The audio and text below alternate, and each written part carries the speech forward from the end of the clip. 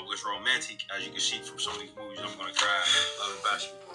Huh, Ryan Coogler had this on his Criterion Closet episode. Let's look it up. Regina Hall's in this.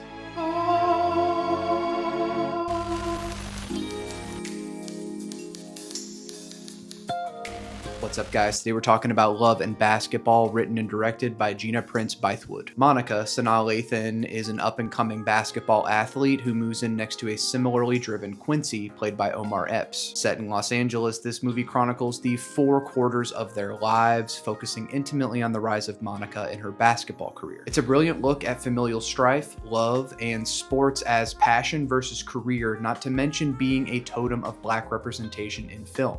Let's get into it.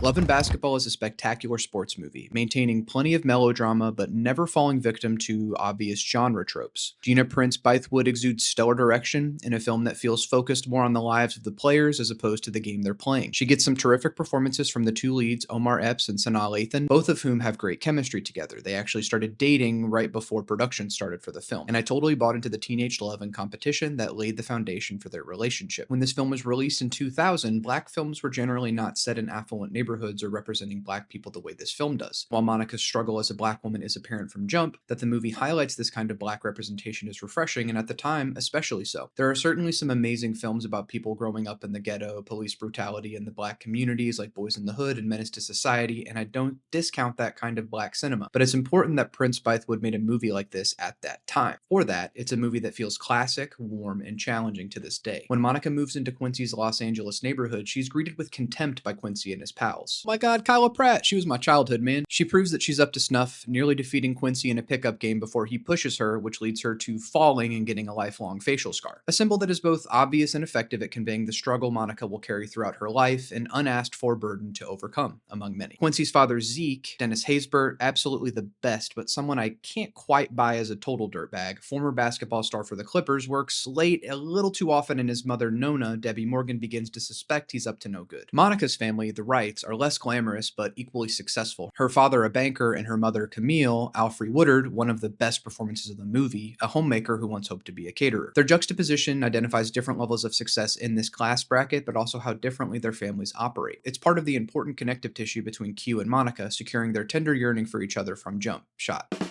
Get it? Quincy is consistently celebrated and regaled as a male basketball player, while Monica is bombarded with comments about her looks, her attitude on and off the court, and generally punished for what Quincy and other men are often rewarded for. Monica's love for basketball comes first, as she is unwilling to let anyone, Quincy included, get in the way of her pursuit of greatness. Lathan's command of Monica is magnificent, making her a joy to watch grow, and the director wisely keeps this movie in the female perspective. Quincy is compelling in his own right, and Epps has some great scenes, particularly during their college years in quarter 3, where he is given the opportunity to show some emotional range. Quincy's counterpoint is tantamount to expanding on Monica's journey, as she demands to be taken seriously in a sport that predominantly only celebrates its male athletes. We want Monica to win just as much as we want her to end up with Quincy and be happy. The romance between Monica and Q is understated at first, almost antagonistic. I found myself so endeared to the kind of love they have, based on heartfelt athletic competition. It reminded me a lot of the way Celine Song's past lives addressed unrequited love, an integral aspect to relationships that isn't touched on so much in this genre. The tension between the two is just gut-wrenching. When they rub each other the wrong way, you're frustrated with Monica, but you understand their motives and the chaos of young love. Monica's sports sections are sometimes in first-person POV, which really helps you get into her head even more, the tension amplifying the inner workings of the character as opposed to watching the score go up. It's really tremendous acting from Sanaa Lathan, where she can be at any times euphoric and devastated, confused and competitive. The way the idea of the game is analogized into the script is really smart, an exciting interpolation on the sports movie. The movie has some comedy too, keeping things cute and feel good. Q's joke about Monica taking Spalding to the dance got me. Cinematographer Ronaldo Villalobos captures the frenetic, stressful energy of the basketball court very well. More notably, the quieter sections, such as where Q and Monica meet up in the grassy section between their houses, are immaculately lit and shot too. Real Bobby and Connie energy from King of the Hill here. The lighting is tops. One scene in particular isn't a huge moment. It's just Monica sitting on their back patio with her sister Lena, Regina Hall, my queen, and mom Camille, blanketed by angelic sunbeams. The soundtrack is incredible, especially the use of Michelle's Fool of Me, Maxwell's Kate Bush cover of This Woman's Work Needle Drop, in the after dance scene between Monica and Q.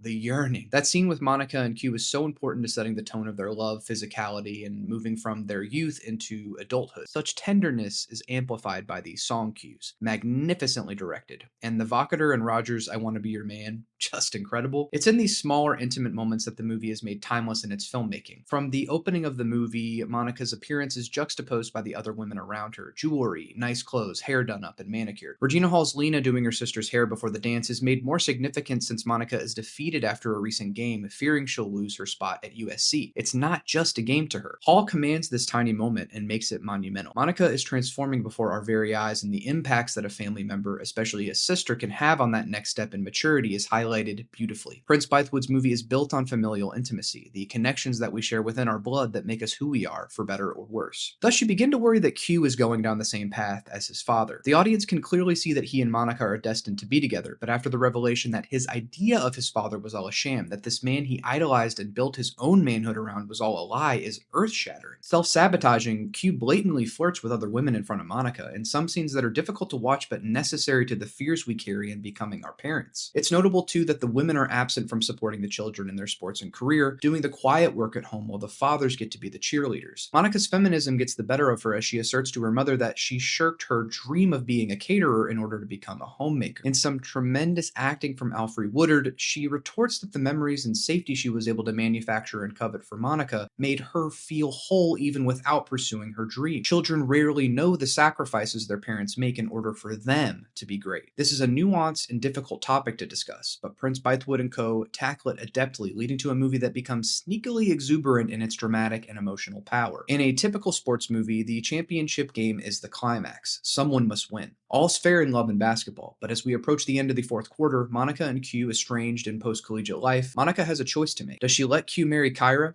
Banks, or does she object and ask for what she wants? In a masterful sequence, she challenges him to a game of pickup. If she wins, they get back together. I found myself crying throughout this section, so dreamy and atypical for a romantic climax. It really snuck up on me how emotionally connected I'd become to these characters, but more so I was moved by the film's quiet power. It is apparent that falling in love with someone may also mean that you can simultaneously be in love with your passion. That both avenues can meet synchronously is even more beautiful. Love and Basketball is a terrific little movie that is absolutely worthy of your time. A perfect blend of romance and ball. Groundbreaking, really. It's impeccably lit and shot with an understated script and confident directing from Gina Prince Bythe-wood. It sports some terrific acting performances with a revelatory Sanaa Lathan, making Monica one of the great black female characters in cinema history. It's a brilliant meditation on gender roles, that life and career don't always shake out how you expect, but that love can prevail. Love and Basketball plays offense and defense, epitomizing its status as a classic.